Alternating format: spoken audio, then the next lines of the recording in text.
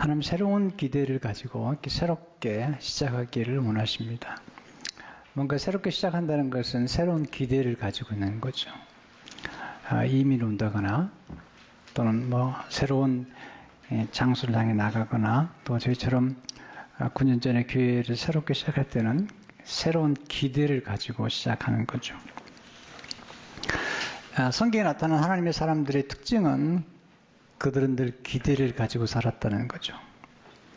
여호수아와 갈렙은 늘 가나안 땅에 들어가는 기대를 가졌고, 갈렙은 85세가 되었을 때도 저 선지를 내게 달라고 이런 거룩한 기대를 가지고 살았던 것을 보게 됩니다.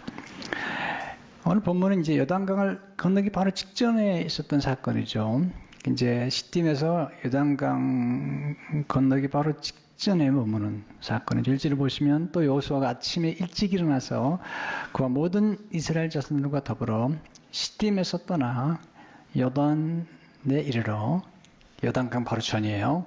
건너기 전에 거기서 유숙하니라. 여호수아는 부지런한 사람이에요. 게으르지 않아요. 하나님은 게으른 사람을 잘 쓰지 않는 것 같아요. 성경 보면 게으른 것은 악하다고 그랬거든요. 네. 여호수아는 신중한 사람이에요. 지금 여리고성을 앞에 두고 요단강을 건널 수 있는데 3일 기다렸죠. 신중해야 돼요.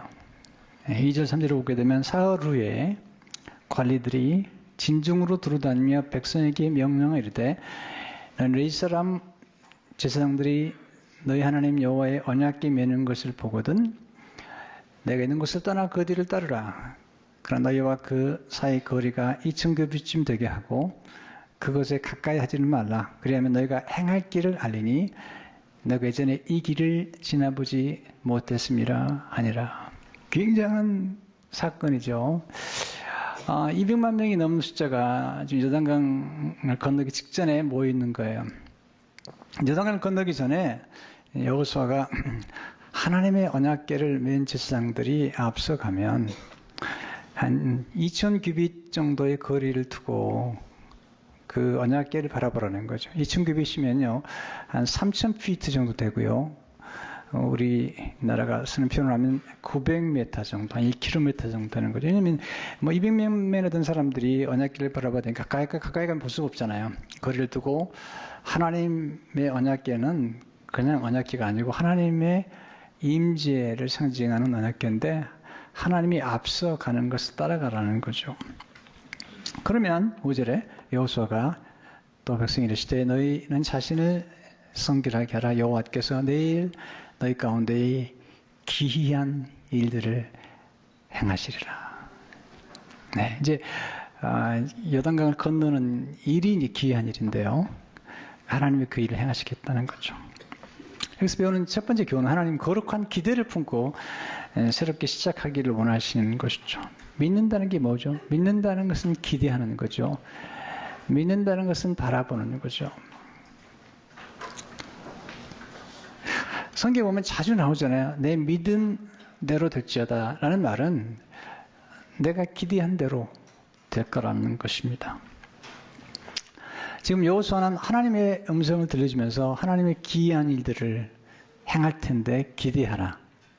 5절 다시 보시면 여호와께서 내일 너희 가운데 기이한 일들을 행하시리라.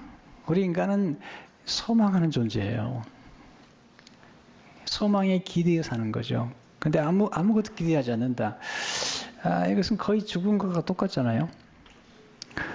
제가 최근에 수많은 사람들을 만나보면서 제가 가장 힘들어하는 것은 뭐냐면 많은 사람들이 냉소주의에 살고 있다는 거예요. 냉소주의. 약간 철학적인 용어긴 합니다만은 세상의 모든 관습이나 이런 것들을 무시하고 살아가는 것.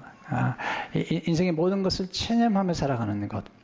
아무것도 기대하지 않으며 살아가는 것. 인생에 대해서, 하나님에 대해서, 또 사람들에 대해서 모두 체념하고 살아가는 거죠. 다 인생이 그렇지 이런 거잖아요. 냉소라는 단어를 보니까 쌀쌀한 태도로 비웃음, 또는 그런 웃음, 차가운 웃음. 차가운 웃음은 차가운 마음에 시작되는 거죠. 차가운 마음, 딱딱한 마음, 굳어버린 마음, 냉소하다, 쌀쌀한 태도로 비웃다는 거죠. 아주 위험한 거죠. 인생에 대한 아무 기대도 걸지 않은 거죠. 이게 모든 거 다 해봤다는 거죠. 그 사람에 대한 기대도 하지 않고요. 교회에 대한 기대도 없고요. 이제 기도도 다 해봤다는 거죠. 성경 공부 다 해봤다는 거죠. 성경도 읽어봤다는 거죠. 이거요, 아주 위험한 겁니다. 이런 사람들의 특징을 배우려고 하질 않아요. 또 감동이 없어요. 눈물이 없고 또 기쁨에 대한 감동이 없잖아요. 예수님께서 가장 싫어했던 사람들이 바리새인들이잖아요. 그들은 회개의 세를 외쳤던 그 세례 요한의 외침도 듣지 않고 복음의 기쁨을 가져오신 예수님에게도 반응이 없었어요. 그래서 세례 요한의 제자리 찾아봤을 때 이렇게 말씀하시죠. 이 세대, 마태복음 11장 17절을 보면 이 세대를 무엇으로 비유할까 비유하건대 아이들이 장터에 앉아 제 동물을 부르려되 우리가 너희를 향하여 피리를 불어도 너희가 춤추지 않고 우리가 슬피 울어도 너희가 가슴을 치지 아니했다 함과 같도다. 보세요. 인간의 가장 기본적인 감정 중 하나가 기쁨과 슬픔인데 기뻐하지도 않고 슬퍼하지도 않는다는 거죠. 예수님 이런 말씀하신 거죠. 세례 요한이 왔을 때 너희로 하여금 회개하게 했는데 너희들이 슬퍼하지도 않았고 내가 너에게 와서 복음의 기쁨을 주는데 너희가 기뻐하지도 않는구나 라는 얘기를 하고 계시는 거죠. 여러분 운명론에 빠지는 걸 조심해야 돼요. 운명론이랑 이런 거 이미 다 결정됐다는 거죠. 어떤 대책도 없다는 거죠. 모든 사건을 불가항력으로 받아들이는 거예요. 모든 것이 다 쓸데없는 짓이라는 거죠. 더 이상 어떤 것도 새로운 것을 기대하거나 또 뭔가 기적 같은 일들이 이루어질 거라고 기대하지 않는 것. 하나님은 운명론을 경계하시잖아요. 해내 나오니 춤추신 하나님에서 이렇게 얘기하잖아요. 운명론을 극복하는 것은 하나님을 신뢰하는 믿음이다. 믿음의 걸음을 맡길 때마다 다시 새로운 가능성의 차원이 열린다. 이게 굉장히 중요한 얘기죠. 믿음의 걸음을 맡길 때마다 다시 새로운 가능성의 차원이 열린다. 물론 희망이 있다는 것이 고난을 피하거나 무시할 수 있다는 뜻이 아니다. 고난은 누구나 있는 거죠. 사실 믿음에서 나온 희망은 고난을 통해 성숙하고 정결해진다. 우리 희망의 근거는 삶과 고난보다 강하신 그분, 하나님이시죠. 믿음은 우리를 하나님의 섭리와 치유의 임재에 눈뜨게 한다. 어려움에 처한 사람도 믿을 수 있다. 뭔가 다른 일이 가능하다는 것을 믿음으로 알기 때문에 믿음이란 희망의 여지를 두는 것이다. 여러분, 히브리 노예들이 왜 놀랍죠? 왜 우리들이 유대인들에 대해서 왜 감동을 받죠? 히브리 노예들이 그들이 400년 동안 애굽에서 종살이 했는데 그 400년 동안 그들이 살아가면서 그 고통 속에서도 그들은 운명론적으로 체념하지 않았다는 거죠. 왜냐하면 요셉이 얘기했거든요. 장차 애굽을 떠나 가나안 땅으로 돌아갈 텐데 그때 내 유고를 가져가라는 거죠. 그렇게 세월이 400년이 흐른 거죠. 요셉의 부탁 좀 들어보세요. 창세기 50장 25절에 보면 요셉이 또 이스라엘 자손에게 맹세시켜 이르기를 하나님 반드시 당신들을 돌보시리니 surely 당신들은 여기서 내 해골을 메고 올라가겠다라 했더라. 그래서 400년이 지난 거죠. 여러분 종살이를 한두 해도 아니고 제너레이션 투 제너레이션 흘러내려가는데 그들이 그럼에도 불구하고 그들은 하나님의 역사를 기대했고 그리고 드디어 400년이 지난 다음에 출애굽을 할 때 모세가 요셉의 유고를 가지고 떠나잖아요. 출애굽 13장 19절에 보면 모세가 요셉의 유고를 가졌으니 이는 요셉이 이스라엘 자손으로 단단히 맹세하게 이르기를 하나님이 반드시 너희를 찾아오리니 너희는 내 유고를 여기서 가지고 나가라 하였습니다. 여러분 이게 중요한 거잖아요. 하나님 우리가 거룩한 기대를 가지고 살기 위해요.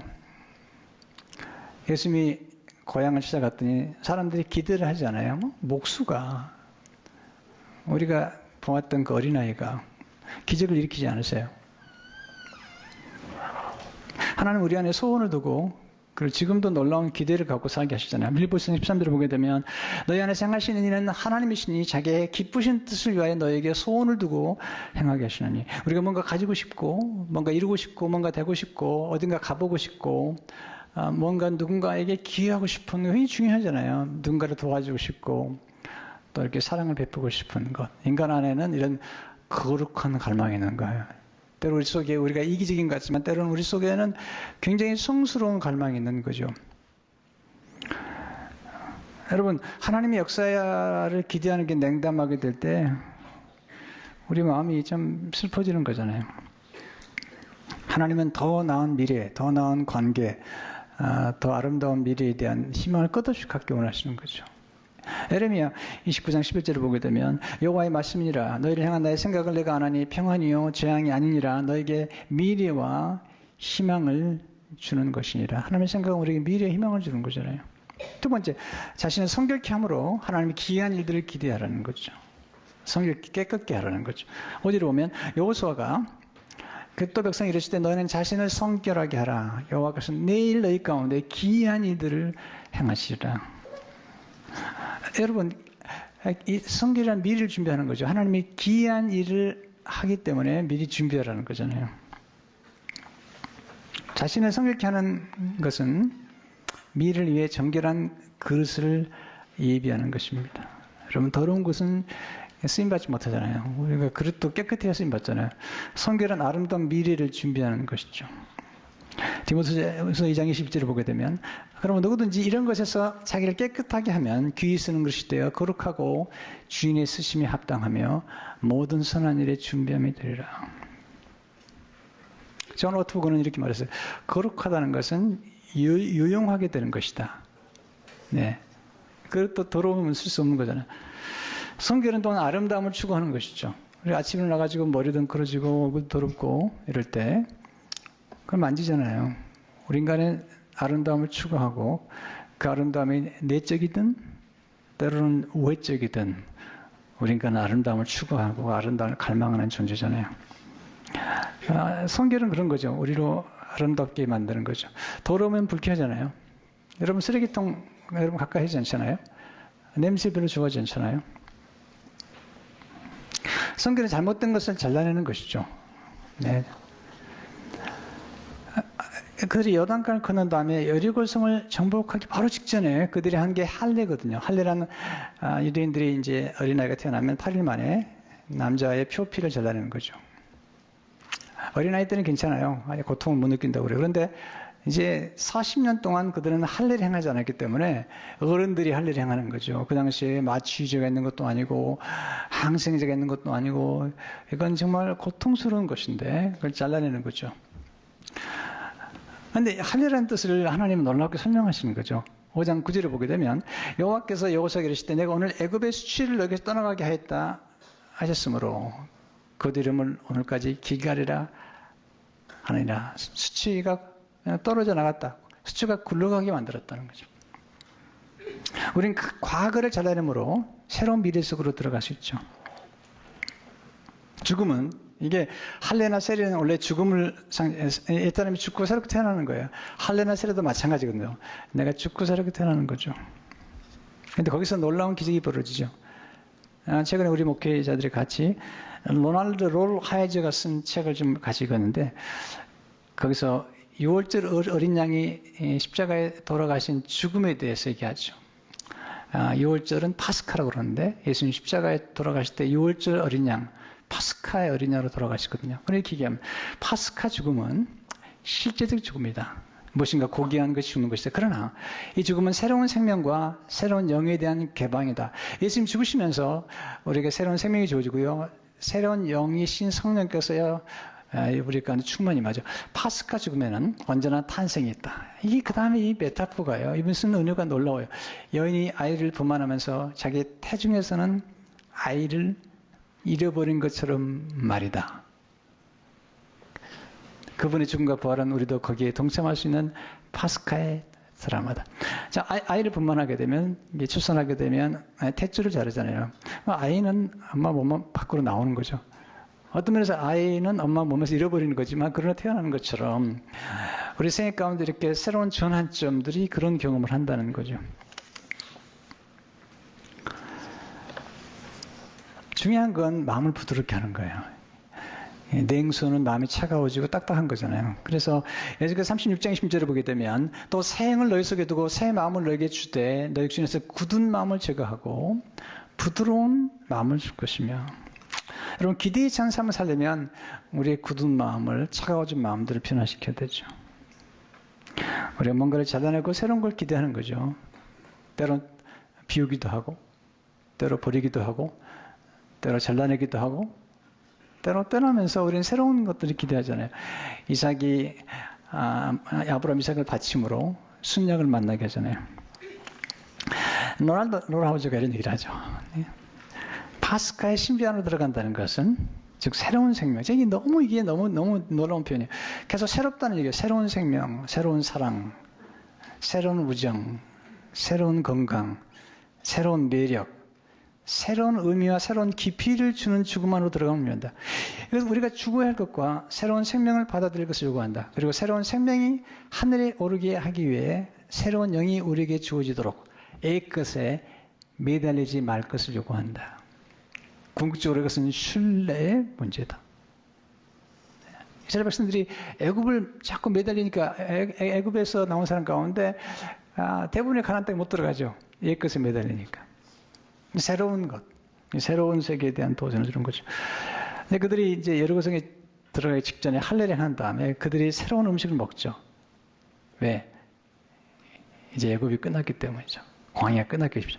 여기서 5장 12절을 보게 되면 또 그 땅에서 산물을 먹은 다음 날에 만나가 그쳤으니 이스라엘 사람은 다시는 만나를 얻지 못하고 그해 가나안 땅에 수출을 먹었더라. 네, 이제 과거가 끝난 거죠. 새로운 시대가 열렸고 새로운 음식을 먹게 된 거죠. 세 번째, 하나님 기이한 일들을 경험하기 위해서 한 걸음을 내딛도록 하십시오. 기이한 일은 놀라운 일인 거예요. 그런데 이 기이한 일을 행하려면, 하나님의 기적을 경험하려면 먼저 한 걸음을 내딛어야 되죠. 성경에서 제일 먼저 기이한 일이라고 나온 성경은 출애굽기에 나와요. 그러니까 홍해를 갈랐을 때, 홍해가 마른 땅이 돼가지고 지나갈 때 기이한 일이 이루어졌다는 거죠. 그래서 이스라엘 백성들이 홍해를 나온 다음에 하나님을 찬양할 때, 그 찬양할 때 그게 놀라워요. 그리고 15장 11절을 보게 되면 여호와의 신 중에 주와 같은 자가 누구니까? 주와 같이 거룩함으로 영광스러우며 찬송할 만한 이음이 있으며 기이한 일을 행하는 자가 누구니까? Working wonders. 놀라운 얘기를 하는 거예요. 그러니까 홍해가 갈라질 때 어떻게 갈라지죠? 모세가 손을 들으니까 홍해가 이렇게 이제 밤사이에 이제 하나님이 동풍을 불러가지고 홍해를 가르고 이제 벽을 이렇게 두고 쌓듯이 하시는데, 그때 누군가가 먼저 한 걸음 내딛는 거죠. 홍해가 마른 땅이 되었다는 사실을 얘기했던 사람이 누구냐면 기생라합이거든요. 기생라합은 하나님의 기이한 일을 믿었던 사람이에요. 놀라운 여자예요. 하나님이 기생라합을 예수님 족보에 넣을 수밖에 없는 그것은 그녀의 믿음이죠. 여호수아 2장 10절을 보게 되면 이는 너희가 애굽에서 나올 때 여호와께서 너희 앞에서 홍해물을 마르게 하신 일과, 이건 무슨 얘기냐면요, 기생라합이 하나님께서 애굽에서 나올 때 홍해물을 마르게 하신 것처럼 하나님이 이제는 요단강 물을 마르게 하실 것이다. 그렇게 함으로써 이 땅을 줄 것이다. 예. 여기서 2장 8절 9절에 보면 라합이 말하되 여호와께서 이 땅을 너에게 주신 줄을 내가 아노라. 와, 이거 무슨냐면 기이한 일이 또 반복될 거라는 거예요. 그러니까 홍해가 마른 땅에 대해서 건너간 것처럼 이제 너희는 요단을 마른 땅처럼 건너갈 거라는 거죠. 여호수아가 명하죠.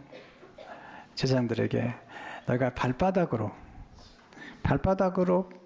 요단 물을 밟으면 물이 멈추고 기이한 일이 벌어질 거라는 거죠. 여호수아 3장 13절 보면 온 땅에 주 여호와의 궤를 맨 제사장들의 발바닥이 요단물을 밟고 멈추면 요단물 곧 위에서부터 흘러내리던 물이 끊어지고 한 곳에 쌓여서리라. 이게 중요한 건요, 이 발바닥으로 밟는 거죠. 이건 이제 다음 시간에 조금 더 제가 설명해 드리겠는데요. 여호수아 1장 3절에 보면요, 이런 얘기를 하세요. 내가 모세에게 말한 바와 같이 너희 발바닥으로 밟는 것은 모든 애가 너에게 주었느냐. 그러니까 지금 이 제사장들이 발바닥으로 요단강을 딱 밟는 순간에 놀라운 기적이 나타난 거예요. 요단강이 마른 땅이 되어버리면 한 거죠. 여기서 3장 15절 17절을 보게 되면 요단이 혹시 건너는 시기에는 항상 언덕이 넘치더라. 궤를 맨 자들이 요단의 이름에 궤를 맨 제사장들의 발이 물가에 잠기자. 그 어디에서부터 흘러내리던 물이 그쳐서 사르단에 가까운 매우 멀리 있는 아담 성읍편들이 일어나 한 곳에 쌓이고 뚝처럼 쌓였다는 물이. 아라바의 바다 여매로 향하여 흘러가는 물은 온전히 끊어지며 백성이 여리고 앞으로 바로 건널세. 여호와의 언약궤를 맨 제사장들은 요단 가운데 마른 땅에 굳게 섰고 그의 모든 백성이 요단을 건너기를 마칠 때까지 모든 이스라엘은 그 마른 땅으로 건너갔더라. 놀라운 기적이 나타난 거죠.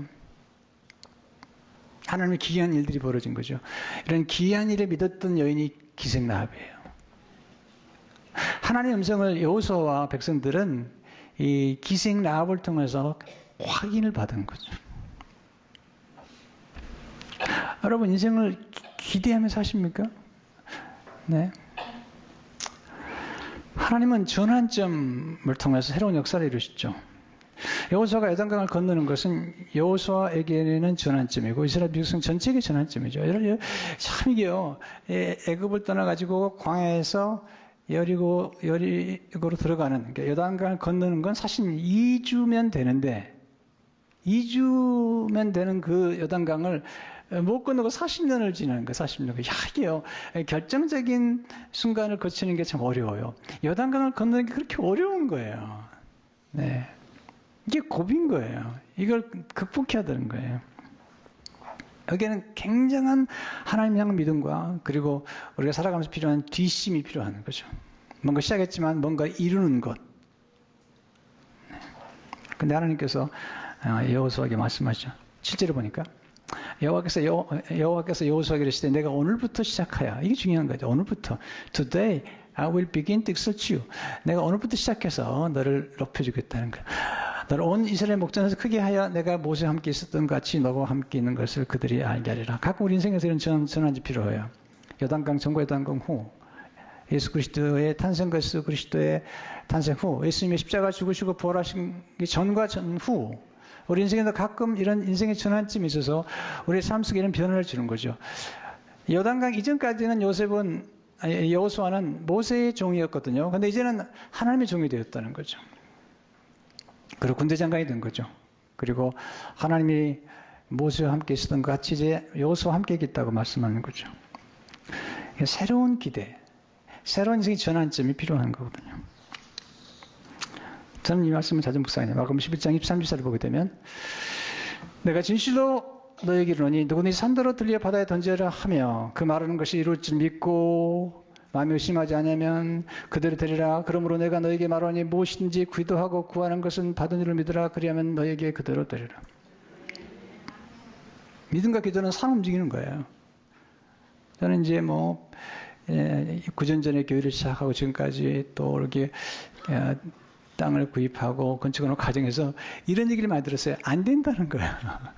안 된 거라는 거예요. 네. 성경은 놀랍게 이 홍해와 요단강 사건을 찬양하죠. 시편 114편 1절 3절에 보면 이스라엘에서 애굽에서 나오며 바다가 보고 도망하며 이 앞에 부분은요 홍해를 얘기하는 바다가 보고 도망했대요. 홍해 바다가 요단은 물러갔으니 하나님이 하신 일은 기이한 일이에요. 가장 기이한 건 여러분 자신 저와 여러분 자신 한 사람 한 사람이 이미 기이한 거죠. 여러분 스스로가 여러분 자신을 보고 놀라야 돼요. 여러분 스스로가 흥분해야 돼요. 시편 139편 14절을 보니까 내가 주께 감사하면 나를 지으심이 심히 기묘하심이라. I am fearfully and wonderfully made. 주께서 하신 이 기이함을 내 영혼이 잘하나이다. 여러분 스스로가 기묘한 거예요. 옛날에 성경에 보니까 신묘막측이라서 이거 사전에 찾아보면 신묘막측이란 감히 헤아릴 수 없을 정도로 신기하고 오묘하다는 뜻이죠. 우리가 성장하면서 가장 비극은 이런 경이로움을 잃어버리는 거예요. 그러니까 인생에서 흥분이 없는 거예요. 울림이나 열림이나 감동이 없는 거죠. 라비 제카리아스가 이런 말을 했어요. 경이로움을 치면서 우리가 성장하는 것의 비극은 천진난만한 유치함을 잃는 게 아니라 숭고한 아이다움을 잃는 것이다. 숭고한 아이다움. 이게 뭐죠? 경이로움인 거죠. 놀라워하는 거죠. 그렇게 기대합니다. 경이로움이란 절대로 이성을 포기하지 않으면서도 우리 감성을 황홀하게 만드는 마음의 그 사로잡힙니다. 하나님께서 여호수아에게 오늘 이후로 내가 널 높여주겠다는 거죠. 이게 중요한 거예요. 우리 삶 가운데. 우리가 기도하는 것과 구하는 것보다 높이 예배 3장 10절을 보십시오.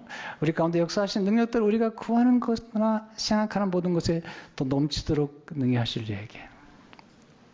저는 이 말씀 믿어요. 네. 그렇게 기도해요. 하나님 앞에 늘 지금까지 살아온 생일을 보면요. 하나님 넘치도록 하신 거야. 네. 하나님이 대단한 힘을 쓰는 게 아니에요. 모세의 살인자입니다. 바울도 살인자입니다. 다윗도 보세요. 대단한 사람 아닙니다. 네. 우리를 쓰신 분이 대단한 분이지 우리가 대단한 게 아니에요. 그래서 우리 자신에 대한 기대가 아니라 우리를 선택하시고 우리를 부르신 하나님에 대한 기대, 하나님의 약속을 반드시 지킬 거라는 그 기대가 있는 거죠. 운명론 여러분 거절하셔야 됩니다. 네. 냉수주의 날마다 거절하셔야 됩니다. 기도하면 응답하실 걸 믿으세요. 여러분 자녀를 위해서 기도합니까? 여러분 손주를 위해서 기도합니까? 기도하면 응답될 걸 믿으세요. 이 기도가 중요한 거죠. 하나님이 명예를 두고 우리에게 약속한 거거든요. 저는요 사실 날마다 기도 응답을 받아요. 그리고 날마다 경이로워요. 살아가는 게. 왜? 저는 하나님을 믿기 때문이죠. 여러분 고난이 없다는 얘기 아니에요. 어려움이 없다는 얘기 아니에요. 네. 그러나 하나님이 살아계셔서 지금도 기이한 일을 행하시는 믿기 때문입니다. 여러분이 거룩한 기대를 가지고 새롭게 살아가시길 주의 이름으로 축원합니다.